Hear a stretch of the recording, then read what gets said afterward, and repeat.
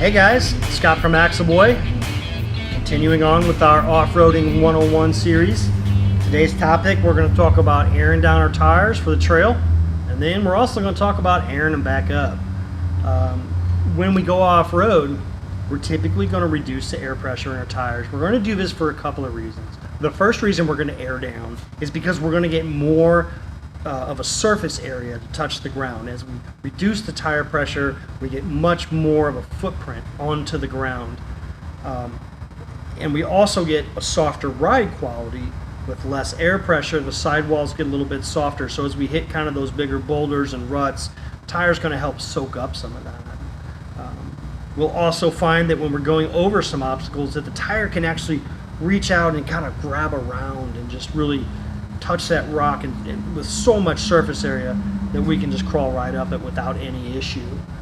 If you look at the chart, you'll see that the different tire pressures have a major effect on the amount of footprint that we have on the ground. Generally, somewhere between 10 and 14 psi is what we recommend. 10 being on the aggressive side, 14 being on the more conservative side.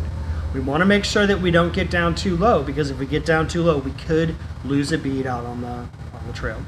The easiest way to let the air out of our tires and get it down there is going to be to use a deflator. Now, there's lots of different kinds. Some people use their key and just push on the valve stem. Some people have a screw-on style. They screw on and you can kind of adjust it, and they'll let the air out to a preset amount. Others, I like to use the quick deflator, which actually removes the valve stem cord. And I'll actually demonstrate that for you now. With the quick deflator, what we have, it screws onto the valve stem. Then this piece goes in and it removes the valve core. When it removes the valve core, it'll push that piece up, and then we can let air by sliding this collar up and down, and that will let us read our tire pressure on the gauge or let air out. So basically, we want to come over and we want to take off our valve stem. Now guys, it is really important that we save our caps and that we have extra caps to put them back on when we're done. What we don't want is mud, dirt, and grit getting in, especially with this style of deflator. As we're going to let air out and we're going to put air in, we don't want to introduce anything that could cut or damage the seals of your valve stem. That's a quick way to get a flag.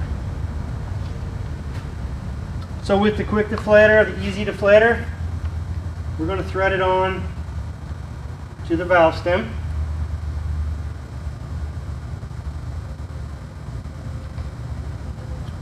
Then we gently push and turn the inner collar to the left until we feel it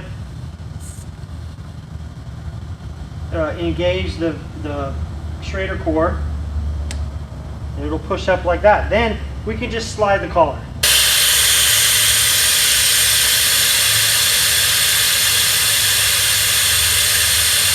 Then we push the collar back down to check our pressure and see where we're at. As you can hear, it does let quite a bit of air out. By removing that core, we get the most airflow possible. Another style we can look at is the automatic deflators. Now this is a TerraFlex Nomad wheel, and on this one, this is a deluxe wheel that has the automatic deflator in it. And so we have a valve built into this wheel that is set. You set the pressure by testing it with, and it's got an adjustable Allen key here that you can adjust it to what pressure you want it to go down to. And it's real simple. You just turn the valve,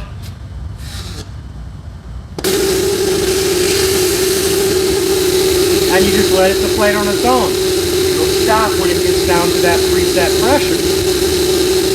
Now, one of the nice things about this style setup is you can hook a gauge to the other valve stem and you can watch the pressure drop on that valve stem while you're letting the air out and make sure you're right. Same thing with filling back up. You can have the gauge hooked up to one while you're checking the other. Now this valve will shut off when it reaches the pre-prescribed pressure, which I think is around 13 psi. And again, that's a piece that we can adjust. We can adjust that with the hex key in the middle. That's what adjusts the pressure on the valve. on our quick deflator, when we're done, we just push that center in gently and turn to the right. Once we feel it engage, just tighten it to firm finger pressure. You don't want to get crazy on it and damage the valve stem core. And then you back off the outer.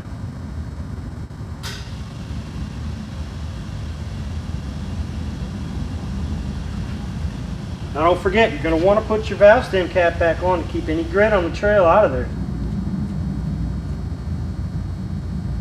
Okay? Now when we're done, we're going to need to air back up. And how are we going to do that? Especially if we're in the middle of nowhere.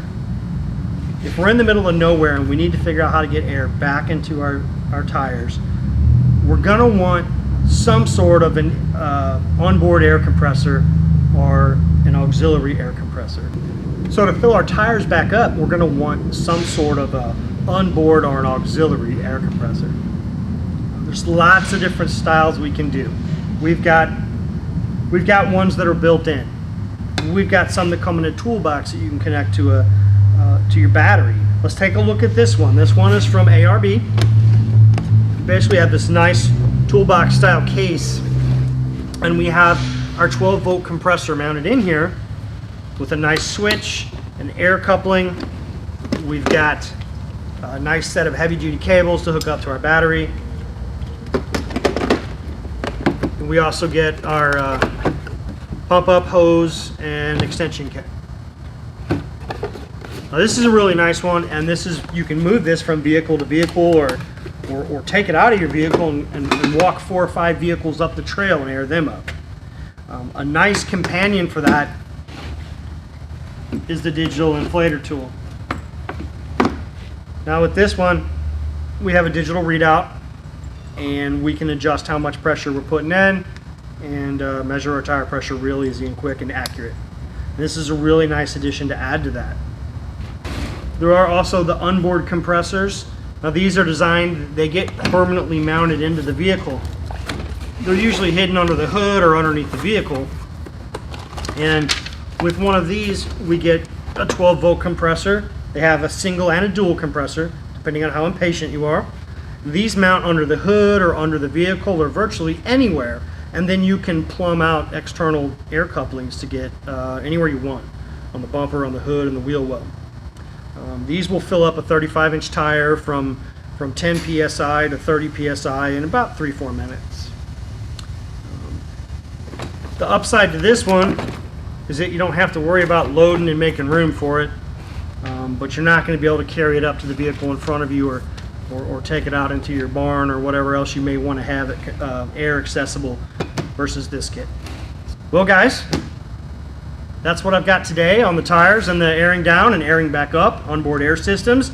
These are the most common questions we get, but we're always available for you to answer more questions. Look us up on the internet, axleboy.com, find us on Facebook or Instagram, give us a call, shoot us an email. We're happy to help walk you through what you need, get you into the right product for what you're going to do and when you need it. And appreciate you watching the video, and we'll catch you guys next time. Thanks.